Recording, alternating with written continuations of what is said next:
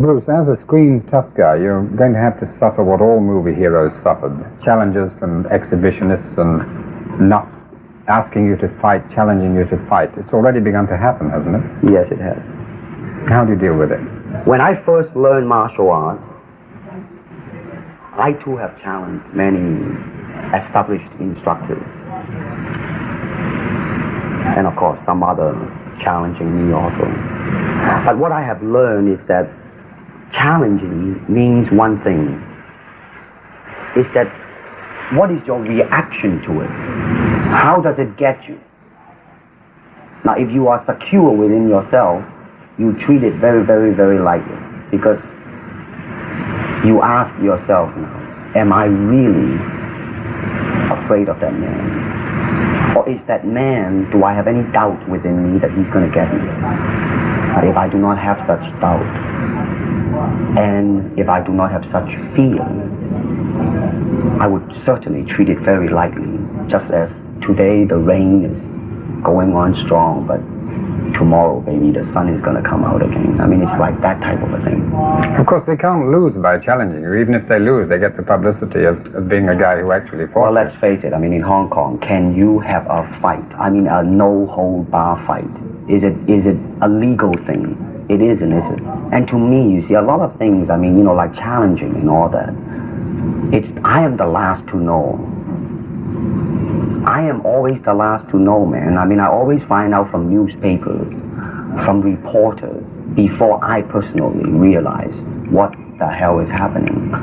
Bruce, you were teaching martial arts in the States, and yes. two of your students were Steve McQueen and James Coburn. Did you find them tough people, the way they're portrayed on the screen? Well, first of all, James Coburn definitely is not a fighter. Lover, yes. I mean, he's really a super nice guy. I mean, not only that, he's a very peaceful man. He learned martial art because he finds that it is a very, very, it is like a mirror to reflect himself. You know what I mean? I mean, like, I personally believe that all type of knowledge, I don't care what it is, ultimately means self-knowledge. And that's what he is after. Now, Steve is very uptight. Steve is very high-strung, you know. Now, Steve, he can be a very good martial artist. But I hope that martial art would cool him down a little bit. Maybe make him a little bit more mellower. And be more peaceful, like Jim. Did it achieve that, his time with you? Did you feel that perhaps he learned something from you? No, definitely not yet. First, because of shooting schedule and all that, I mean, he cannot have it on a regular basis. And secondly, he is still on the level right now of enjoying it as an excitement, like his motorcycle and his sports car, you know. Some for release of his whatever, anger, whatever, you name it. Bruce, how much of your screen personality is really you? I mean, you teach martial arts, so you're obviously very good at it. But of course, teachers are not always the best exponents or practitioners. Right. Are you able to take care of yourself, would you say? I will answer this, first of all, with a joke, if you don't mind. Oftentimes people come up and say, hey Bruce, are you really that good? I said, well, if I tell you I'm good, probably you will say I'm boasting. But if I tell you I'm no good, you know I'm lying. But, all right, going back to be truthful with you. Let's just put it this way. I have no fear of opponent in front of me. That I am very self-sufficient. That they do not bother me. And that should I fight, should I do anything, I have made up my mind, and that's it, baby. You better kill me before. Bruce, in The Big Boss, you play a man who's very slow to anger. Yes. He's shy, diffident. You even stay out of fights in the early scenes because of a promise you made to your mother. Yes. Is that a little bit like you, or is this just a screen personality? This is definitely a screen personality because as a person, one thing that I have definitely learned, and my life, it seems like it's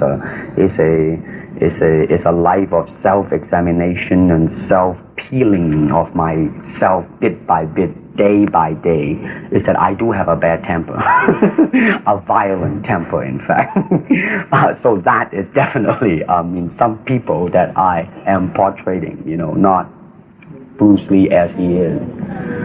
Well, as well as being an exceptionally successful film in terms of finance, it grossed more than any other pictures ever done in Hong Kong. The Big Boss does show some very explicit sex scenes, doesn't it? What's your reaction to being in bed with a lovely young movie star in front of the whole studio crew? Does it intimidate you? Does it worry you at all? Well, it certainly would not intimidate me, I can tell you that. Well, it's all right as long as the script justifies it. But I definitely do not agree to put something in there just for the heck of it because it is an exploitation, like for instance, when I start shooting The Big Boss, the first question was asked, hey man, how many thousands of feet of films, my English is getting terrible now, is it gonna be? My reaction is that, first of all, why do I start fighting? You see what I'm saying? Yeah, motivation.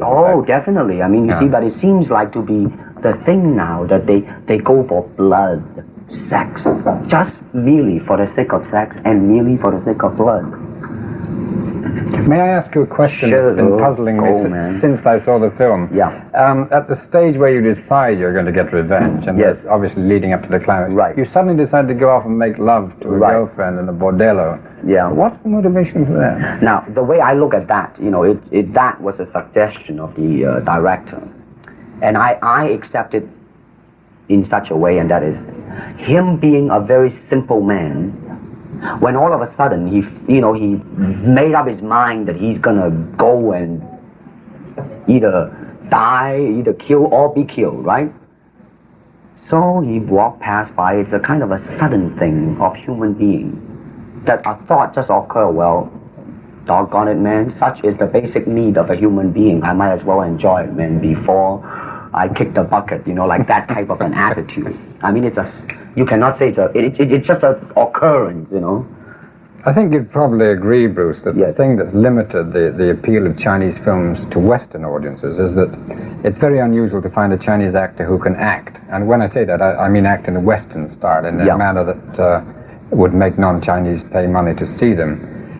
You seem to have crossed that barrier.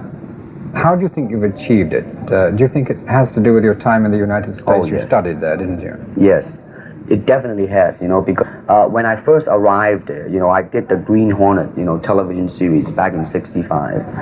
And as I look around, man, I saw a lot of human beings. And as I look at myself, I was the only robot there.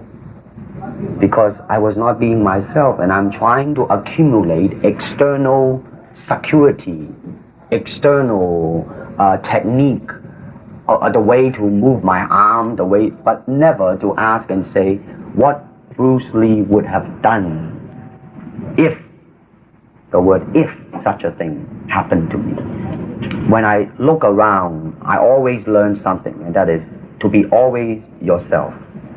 And to express yourself, to have faith in yourself. Do not go out and look for a successful personality and duplicate him. Now, that seems to me that is the prevalent thing happening in Hong Kong. Like they always copy mannerisms, but they never start from the very root of his being, and that is, how can I be me? You see, I never believed the word star. That's an illusion, man. That's something public calls you. You see? And when you become successful, when you become famous, it's very, very easily to be blinded by all these happenings. Everybody come up to you as Mr. Lee. When you have long hair, they will say, hey man, like that's in, man, baby, that's the in thing. But if you have no name, they will say, boy, look at that disgusting juvenile delinquent.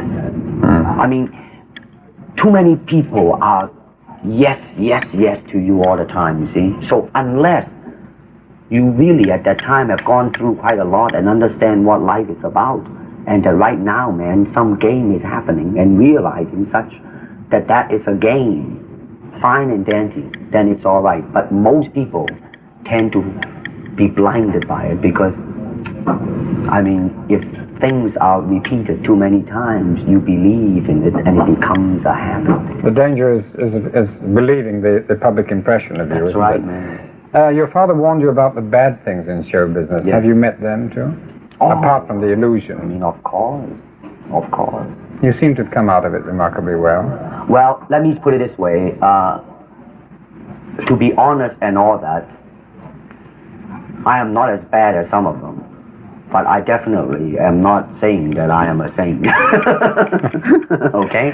Could we go back to the fighting? Because Yes. like it or not, it's the thing that you're mainly identified with Yes. at this moment. You know a number of Unfortunately. styles of fighting, karate, judo, Chinese boxing. Yes. And it's a question you must have been asked hundreds of times before. Yes. Which do you think is the most effective? You see, my answer to that is this. There is no such thing as an effective segment of a totality.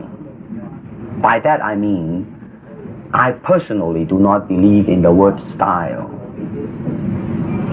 Why? Because unless there are human beings with 3 arms and 4 legs, unless we have other group of beings on earth that are structurally different from us, then there might be a different style of fighting. Now, why is that? Because we have 2 hands and 2 legs now. The important thing is how can we use it to the maximum? In terms of path, well, straight line, curved line, round lines, they might be slow, but depending on the circumstances, sometimes that might not be slow. And in terms of legs, you can kick up straight, same thing, right? Physically, how can I be so well coordinated? That means you have to be an athlete. That means you gotta have jogging and all this basic ingredient, right? Now, and after all that, then you ask yourself, how can you honestly express yourself at that moment? And being yourself, when you punch, you really want to punch. Not you want to punch because trying to avoid not getting hit, but to really be in with it and express yourself.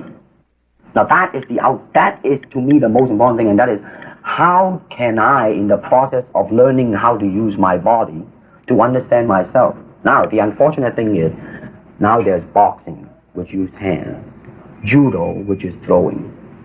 Now I'm not putting them down, mind you, but I'm saying one thing that is the bad thing, and that is, because of styles, people are separated. They are not united together because styles became law, man. But the original founder of the style started out with hypotheses. But now it has become the gospel truth. And people that go into it, man, became the product of that.